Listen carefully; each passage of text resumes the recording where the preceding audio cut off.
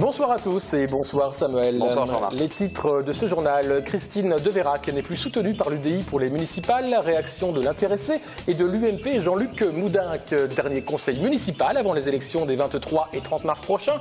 Portrait d'élus qui se retirent de la vie politique. Et enfin, culture avec notre invité Hugues Labiado. Bonsoir. Bonsoir. Vous êtes auteur toulousain de bande dessinée. Voici votre dernier opus, Black Hop 7. Ce nouvel album, vous le présenterez au festival d'Angoulême qui se tient fin janvier. La candidate à la mairie de Toulouse, Christine Deveyrac, a été officiellement lâchée par l'UDI hier soir. Et oui, le parti de Jean-Louis Borloo soutient désormais la liste de Jean-Luc Moudenc pour les municipales toulousaines, une liste qui réunissait déjà les forces de l'UMP et du MoDem. À 2 mois des élections, les partis de droite, mis à part le FN, semblent unis. Christine Deveyrac, elle, désire continuer seule sa campagne. Jérôme Bollock et Alain Sorat. Christine Deveyrac n'a pas vraiment été surprise par l'annonce de l'UDI. Pour elle, cette décision du parti centriste de soutenir Jean-Luc Moudenc ne change pas grand-chose. Pour être lâché, il faut d'abord avoir été soutenu.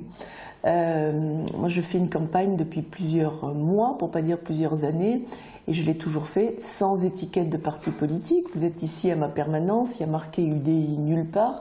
Tout simplement parce que je crois pour des municipales, après pour des législatives c'est autre chose, mais pour des municipales, on ne peut plus gérer la ville avec des professionnels de la politique. Aujourd'hui, Christine Deveyrac le réaffirme, elle compte bien aller jusqu'au bout de sa campagne. Quand vous agissez avec conviction et que vous agissez pas par intérêt personnel, moi je pourrais très bien aujourd'hui dire bon allez je laisse tout tomber, je vais négocier mon investiture aux européennes. Mais voilà, bon, peut-être que je suis pas faite pour être dans ce milieu-là, mais c'est des choses que j'arrive pas à faire. Nous sommes financés par des gens qui ont envie d'avoir autre chose, qui nous soutiennent. Est-ce que ça sera suffisant? Peut-être pas, mais j'allais vous dire, à la limite, c'est la seule chose qui pourrait nous arrêter. Mais on verra bien dans les semaines qui viennent. Quant à un nouvel épisode dans le combat qu'il oppose à Jean-Luc Moudenc depuis des années, la candidate botte en touche, ou presque. Mais moi, il n'y a jamais eu de guerre, vous m'avez jamais entendu dire quoi que ce soit. Moi, simplement, nous menons entre nous notre chemin. Alors peut-être que la guerre, elle était d'un côté, mais ça, c'est le problème. Moi, je vois que d'un côté, il y en a qui rassemblent de François Bayrou à Philippe de Villiers, et nous rassemblons les Toulousains. Du côté de Jean-Luc Moudenc, cette décision est une bonne nouvelle. Le candidat ne cache pas sa satisfaction d'avoir réussi un large rassemblement. Il ne peut pas y avoir de grande ambition si elle n'est pas collective, si elle n'est pas portée par un rassemblement.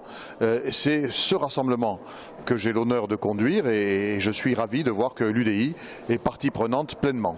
Mais cette nouvelle alliance n'arrive-t-elle pas un peu tard ?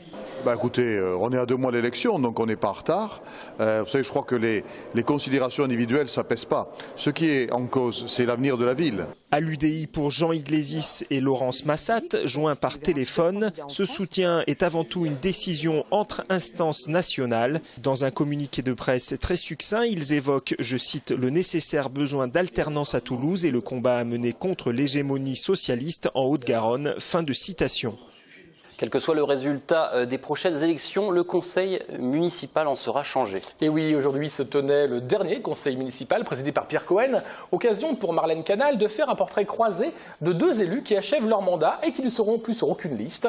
Jean-Pierre Avrin de la majorité et Serge Didier de l'opposition.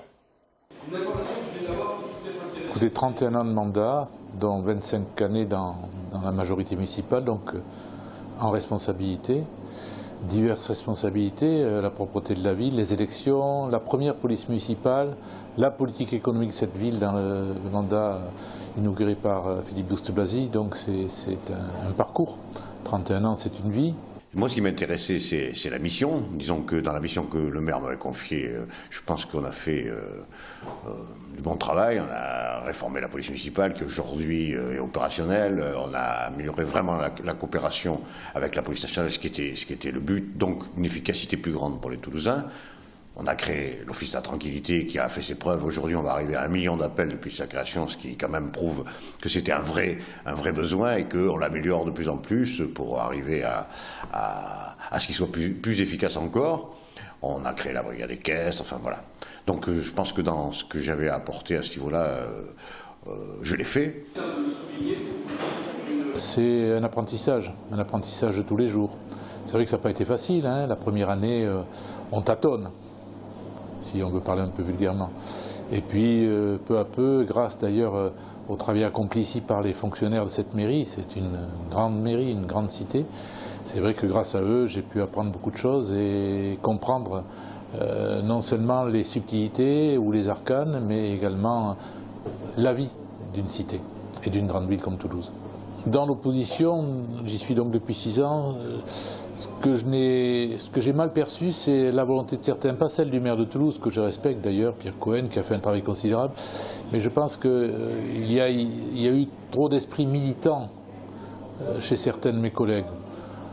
Bon, c'est leur choix, hein, je le respecte encore une fois, mais je pense qu'une ville, c'est pas, en tout cas un conseil municipal, c'est pas un endroit où on débat de politique politicienne.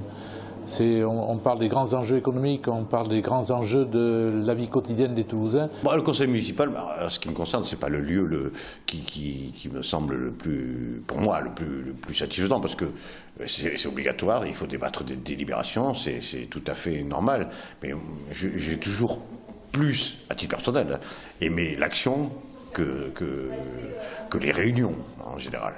Donc, mais c'est comme un conseil des ministres, c'est quelque chose qui est obligatoire, ou d'ailleurs c'est la démocratie, il faut faire voter des délibérations, certains les votent, d'autres non, enfin voilà, c'est comme ça qu'on fait avancer et sanctifier entre guillemets la politique municipale.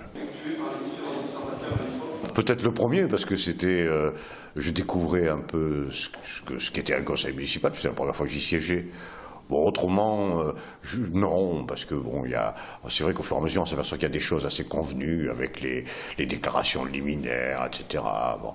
Mais ce qui m'intéressait aussi, c'est quand j'avais, moi, des délibes qui étaient importantes pour mon travail. Le plus récent, le plus émouvant, c'est après l'attentat, du moins le massacre de l'école Azatora. Oui, ça a été compliqué et difficile, pour nous tous. Toute tendance ou sensibilité confondues. Un avenir sombre pour les salariés du transporteur Maury Ducrot. Si le site de Bruguière est conservé, on annonce la suppression de 72 postes sur les 130 que compte la filière haut-garonnaise. Ce sont les postes de chauffeurs et de manutentionnaires qui seraient supprimés.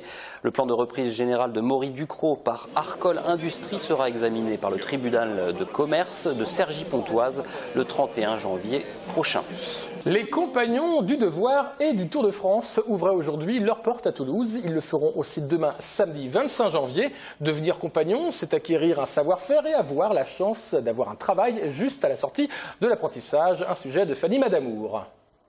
Une tête bien pleine et des mains agiles. Julie est titulaire d'un baccalauréat. Il y a moins d'1 an, elle a choisi de rejoindre les compagnons du Devoir pour devenir peintre en bâtiment. Une jeune fille au profil type pour son directeur. On a 3 profils aujourd'hui. On a l'apprentissage en 2 ans, où le jeune a la possibilité de faire une alternance 4 à 6 semaines en entreprise, 2 semaines au centre de formation. Pendant ces 2 ans, il va valider un CAP. Le deuxième profil, ça va être le prépa métier, donc un apprenti en 1 an. Jeune titulaire d'un bac qui va pouvoir passer un CAP en 1 an et partir sur le Tour de France dès sa première année, dès son apprentissage. Et le troisième profil qui va être aujourd'hui le prépa Tour de France, un jeune qui est diplômé d'un CAP, d'un bac pro, voire d'un BTS, et qui va chercher juste du perfectionnement en partant sur le Tour de France pendant une durée de 5 à 7 ans. Même en période de fort chômage, ces métiers assurent des débouchés. Plus de 90% des jeunes diplômés trouvent à l'issue de leur Tour de France un emploi et certaines filières peinent même à recruter. Il y a des filières qui sont en recherche. Nous prenons le métier de couvreur, aujourd'hui que nous mettons forcément en avant, qui est un métier très recherché. Pour les entreprises, de trouver des jeunes couvreurs, aujourd'hui c'est un petit peu compliqué. Pourtant c'est un métier qui ouvre énormément de portes. D'autres métiers comme la plâtrerie, qui est peu connue et qui pourtant apporte énormément de possibilités et d'épanouissement. Après des métiers un peu plus courants comme la menuiserie, la charpente, les métalliers, les chaudronniers, qui sont des métiers aujourd'hui où nous sommes en recherche. À Toulouse, les 85 apprentis et 95 itinérants comptent bien grossir leur rang ce week-end avec les portes ouvertes. Le siège des Compagnons du Devoir se situe au 28 rue des Pyrénées à Toulouse. Portes ouvertes demain samedi. Et passons maintenant à notre invité culture, Hugues Labiano, bonsoir. Vous êtes donc le dessinateur de Black Ops 7. Alors je rassure tous ceux qui n'ont pas lu le 1, 2, 3, 4, 5, 6 que nous sommes dans une saison 2. C'est une nouvelle saison d'un héros ou en tout cas de personnages qu'on aura pu connaître ou non. Nous sommes ici en Iran, juste avant les années 73, en tout cas juste avant un choc pétrolier. Est-ce à dire que c'est le FBI, c'est la CIA ou c'est le Mossad qui a créé ce choc pétrolier? Enfin, la réponse, ce serait plutôt le scénariste qui l'a, parce que moi-même, sur le coup, là, j'avoue que je ne sais plus si c'est vraiment ce qui s'est passé ou un postulat élaboré par Stephen, qui est très fort pour ça. Mais Stephen Desberg, ouais, le scénariste. Tout est tout à fait plausible.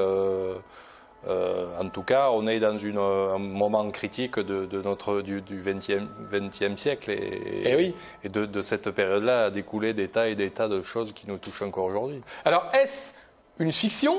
Est-ce un documentaire? Est-ce une fiction documentée? Comment on doit appeler ça? C'est une fiction. On est dans le désir de raconter une belle histoire, mais avec des personnages forts et sur un fond historique et puissant. Et c'est ça. Oui, parce que ça existait quand même, le choc pétrolier. Tout à fait, tout à fait. Et on peut penser qu'il y a vraiment eu des choses pas nettes dans les quelques mois qui ont précédé cette guerre.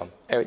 Qu'on soit bien d'accord, c'est une BD pour adultes. Hein. Il faut être bien concentré quand même pour rentrer dans l'histoire. Voilà, je pense qu'à partir de 16 ans, on peut lire Black Ops, mais bon, c'est une bande dessinée qui réclame une certaine concentration et capacité à réfléchir et à emmagasiner les informations. Et oui, avoir à fond aussi un socle commun de connaissances. Est-ce que pour dessiner un Black Ops, est-ce que pour dessiner les années 70, vous documentez énormément vous-même? Oui, bien sûr. Bon, moi, j'aime bien de toute façon chercher des livres. Le numérique, l'informatique on vous voit dessiner sur votre planche à dessin aide véritablement aussi à trouver de la documentation. Mais moi, chez moi, j'ai vraiment une grosse collection de livres.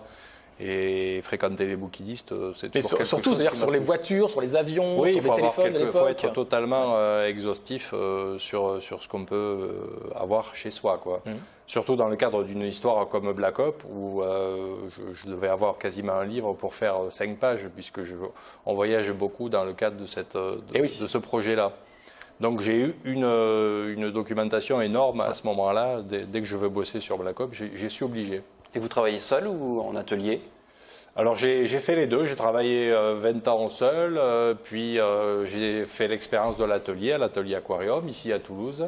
Je leur fais un petit coucou. Et depuis quelque temps, j'ai eu envie de me retrouver un petit peu seul pour me reconcentrer sur vraiment la créativité, le côté purement créatif de mon travail. Alors vous n'allez pas être longtemps seul, puisque fin janvier vous allez à Angoulême. Alors on va voir des images. Angoulême, c'est quoi? C'est le festival de Cannes de la bande dessinée? C'est une obligation d'y aller? On peut dire tout à fait ça. C'est le festival de Cannes, c'est le number one. C'est un festival véritablement international au sens propre du terme. Le but c'est quoi? C'est la dédicace ou les rencontres pour le business, pour avoir de futurs contrats? Moi personnellement, c'est vraiment les deux. Je dirais même, je privilégie toujours les amis, mais c'est vrai que c'est le festival où on peut en 2 secondes croiser 20 personnes, aussi bien des auteurs avec qui refaire le monde que des éditeurs avec qui on pourrait pourquoi pas un jour monter un projet, discuter avec des journalistes. Ça fourmille, ces 3 jours, passionnants et épuisants, et on se dit chaque année je ne reviendrai plus, et puis on a envie d'y aller parce que c'est un moment très particulier. Et oui, donc Black Ops 7 édité chez Dargaud. Qu'est-ce que les lecteurs vous demandent en fait? Est-ce qu'il y a des questions clés qui reviennent? Parce que vous avez fait le 1, 2, 3, 4, 5, 6, ils vous connaissent peu à peu? Qu'est-ce qu'ils me demandent? Vous demandez des dessins bien précis? Oui, les personnages. Alors, je ne vous cacherai pas que souvent, les personnages féminins, on a un lectorat qui est plutôt masculin, et donc les personnages féminins, on la cote, mais bon, souvent, les personnages principaux. C'est une BD pour adultes. Ouais. En tout cas, ceux qui ne sont pas à Angoulême pourront vous retrouver sûrement dans une librairie à Toulouse. On connaît Terre de Légende, on connaît BD Ciné, vous y serez peut-être dans l'année 2014. Oui, j'ai encore fixé aucune date. Je sais que je devrais passer sur Cultura Balma, mais je n'ai pas la date. Très bien. Terre de légende, ce sont des amis, des chances que j'y passe. Enfin, Merci en tout cas Hugues. Black Op 7 chez Dargaud, scénarisé par Desberg et dessiné par Hugues Labiano, notre Toulousain. On parle de hand maintenant, je crois, Samuel. Oui, c'est en ce moment la demi-finale de l'Euro de hand au Danemark. Elle a débuté à 18h30. L'équipe de France et ses 3 Toulousains, Claude Onesta, le sélectionneur, Valentin Porte, le jeune ailier de 23 ans, et Jérôme Fernandez, également l'emblématique capitaine, affronte actuellement l'Espagne. D'ailleurs, dans l'équipe espagnole, il y a également un joueur du Phoenix Toulouse Handball. Il s'agit de Gonzalo Pérez de Vargas, que vous voyez sur ces images, le gardien qui a rejoint le club de la Ville Rose en début d'année. Et à l'heure où l'on parle, on est à la mi-temps de cette demi-finale. Et c'est l'Espagne qui mène 14-12. L'Espagne, je le rappelle, ce sont les champions du monde en titre. Très bien, on passe du hand au rugby. Alors une affiche qui faisait rêver, c'est quoi? Le Stade Toulousain contre le Racing Métro 92. Ça fait moins rêver parce qu'il y a beaucoup de blessés, ça crée la polémique même. Oui, les stars seront absentes de la feuille de match. Forcément, ça crée un petit peu la polémique. Oui. Polémique à cause des doublons. Ce Racing Stade devait être l'affiche de la 17e journée du championnat, mais étant donné les nombreux blessés côté toulousain, du Sautoir, Lambolé, Fritz, McAllister, et les 7 joueurs retenus par le staff du 15 de France en vue du prochain tournoi des 6 nations, l'équipe alignée par Guy Novès, forcément, sera amoindrie, 10 joueurs cadres en moins. C'est loin d'être un détail et ça ne passera donc pas inaperçu sur la pelouse du Stade de France parce que c'est à Paris que ça se joue. Alors pour revenir au match, c'est à 14h55, diffusé sur Canal+. Et justement, Canal+, le diffuseur n'est pas content parce que lui, il veut un match de gala. Et là, pour le coup, l'affiche lui semble moins alléchante. Oui, ils l'ont fait savoir par l'intermédiaire du responsable rugby de la chaîne, Eric Bail, qui a expliqué, je cite, que le championnat devait valoriser ses vitrines qui sont les confrontations entre ses ténors. Or, les grosses écuries s'évitent. Alors la réaction du Stade Toulousain n'a pas tardé à travers un communiqué de son président, Jean-René Bouscatel, ulcéré de se voir attaquer de ne pas faire honneur à cette rencontre. Je le cite, « Cette situation, nous n'en sommes pas les initiateurs, mais la première victime. En tout, il parle de 8 matchs faussés par le fait de ne pouvoir disposer de ces joueurs internationaux. » Oui, alors entre inquiétude et résignation, Jean-Baptiste Elissalde, lui, a dit écoutez, on va envoyer l'équipe qui nous reste. Oui, mais c'est vrai que c'est le cas. Donc, il n'en reste pas moins que ce match demeure à fort enjeu, puisque les deux équipes luttent pour rester parmi les 6 premiers du top 14, donc pour intégrer directement les phases finales. Alors on va écouter un blessé, décidément, c'est Grégory Lambollet, qui lui va nous parler de ce fameux match Racing contre Toulouse. Oui, il nous a accordé un long entretien dans les vestiaires du stade. Extrait, son avis sur la rencontre Racing Stade Toulousain. Bon, c'est vrai que c'est embêtant pour le club de ne pas avoir les joueurs internationaux, en tout cas ses meilleurs joueurs à disposition pendant cette période de doublon. Mais moi, j'ai toujours aimé cette période parce que voilà, c'est une période où il y a des joueurs qui jouent peu et qui ont l'opportunité justement de jouer. Et voilà, on se sent vraiment en danger. C'est une période où on se resserre. Ça nous a plutôt souvent réussi au stade. Et bon, après, c'est vrai que c'est difficile parce que le championnat devient de plus en plus dur, de plus en plus exigeant.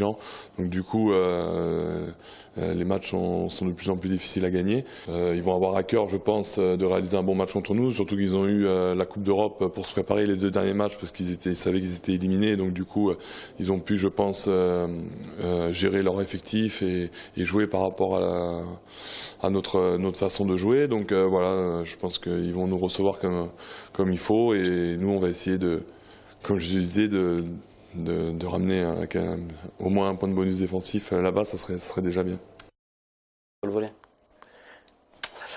Au moins le bonus défensif, vous voyez qu'on est loin de partir gagnant. Match à suivre demain à 14h55 au Stade de France. Du volet? Du volet aussi, oui, samedi à 20h, Spacers de Toulouse contre Tours. Merci à tous, bon week-end, merci Hugues Labiano. Vous retrouvez lundi Sophie Voinis et Pascal Solaire.